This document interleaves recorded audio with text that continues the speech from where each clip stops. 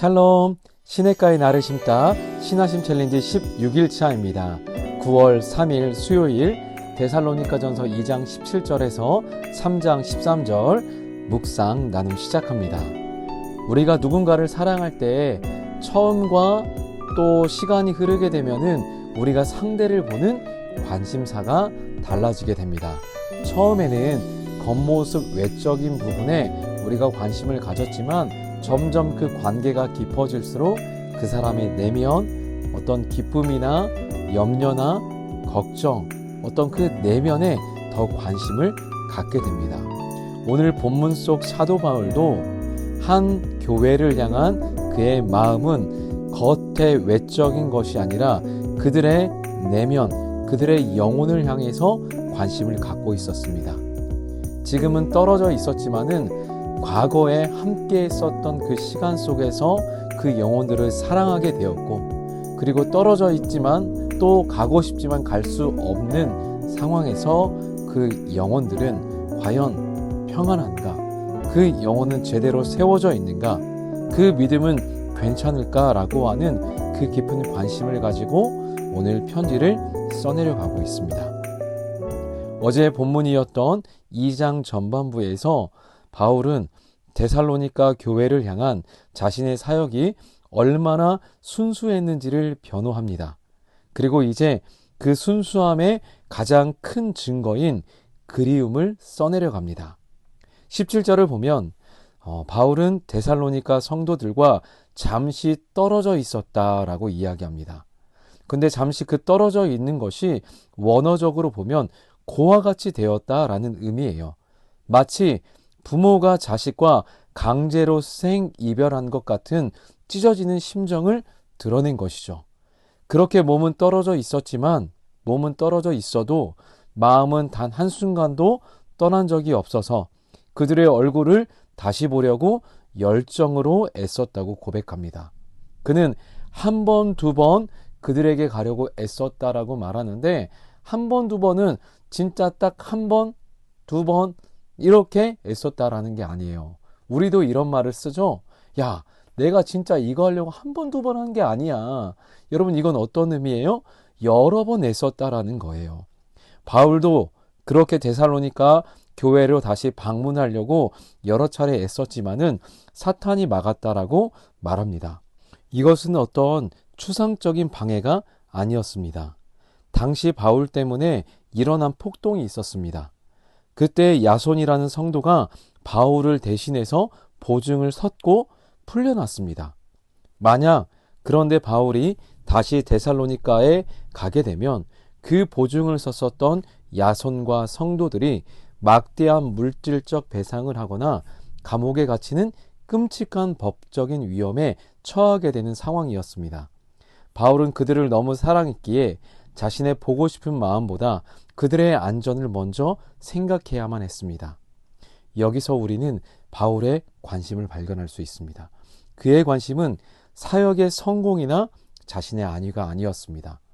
오직 성도들의 얼굴을 다시 보고 그들과 교제하며 그들의 영혼을 돌보고 싶은 깊은 그리움, 바로 그것이었습니다. 2장 19절, 우리의 소망이나 기쁨이나 자랑의 면류관이 무엇이냐? 그가 강림하실 때 우리 주 예수 앞에 너희가 아니냐? 너희는 우리의 영광이요 기쁨이니라. 아멘. 바울의 유일한 자랑거리, 그가 추구했던 영원한 상급은 바로 데살로니가 성도들, 그 한 사람 한 사람의 영혼이었습니다. 그런데 직접 갈 수 없는 상황에 놓이자 바울의 마음은 더 타들어갑니다. 무엇이 그를 그토록 염려하게 만들었을까요? 바로 고난과 환난이라는 시험 때문에 성도들의 믿음이 흔들릴까 하는 염려 때문이었습니다. 3장 5절입니다. 시험하는 자가 너희를 시험하여 우리 수고를 헛되게 할까 함이로니. 바울의 유일한 관심은 극심한 환난 속에서 사탄이 그들의 믿음을 흔들어 넘어뜨리면 어떻게 하나 하는 염려였습니다. 그들의 영혼이 실족하여 그가 전했던 모든 복음의 수고가 물거품이 될까봐 염려하고 걱정했습니다. 그래서 그는 더 이상 참지 못하고 자신의 곁을 지켜주던 가장 신뢰하는 동역자 디모데를 보내기로 결심합니다. 2절과 3절을 보면 그 목적이 기록되어 있습니다. 그들의 믿음을 굳건하게 하고 환난 중에 흔들리지 않도록 하기 위해서였습니다. 자신은 비록 아덴에 홀로 남겨지는 외로움과 위험이 있었지만 그것을 감수하더라도 시험받는 성도들의 영혼을 세우고 돌보는 것이 더 중요했기 때문입니다. 그리고 그렇게 데살로니가로 떠났던 디모데가 다시 돌아와서 기적 같은 소식을 전합니다.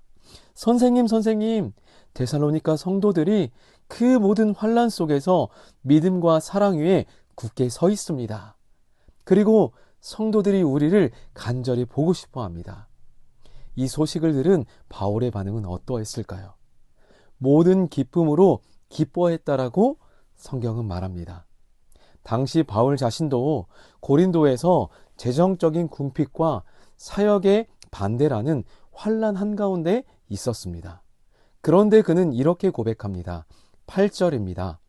그러므로 너희가 주 안에 굳게 선즉 우리가 이제는 살리라. 이제 살겠다. 데살로니가 성도들이 믿음 위에 굳게 서 있다는 소식 하나가 자신의 모든 고통과 어려움을 잊게 하고 마치 죽어가다 살아나는 것 같은 생명과 위로를 주었다는 것입니다. 그의 관심이 어디에 있었는지 다시 한번 분명히 드러납니다. 그의 기쁨은 자신의 문제가 해결되는 것에 있지 않았습니다.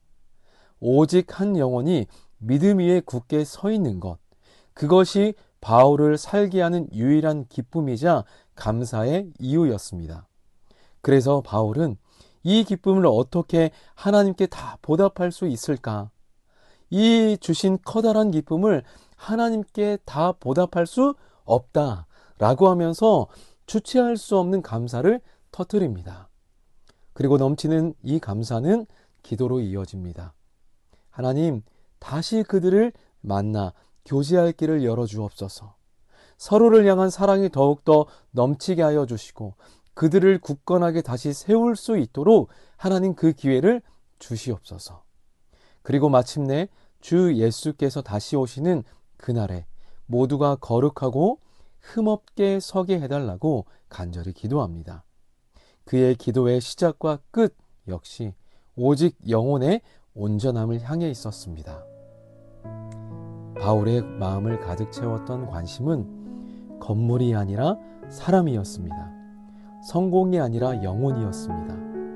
영혼을 향한 애끓는 그리움, 영혼이 흔들릴까 하는 염려, 그리고 영혼이 굳게 섰다는 소식에 터져나오는 기쁨, 이것이 바울의 모든 것이었습니다. 이것이 바로 우리를 향한 하나님의 마음입니다.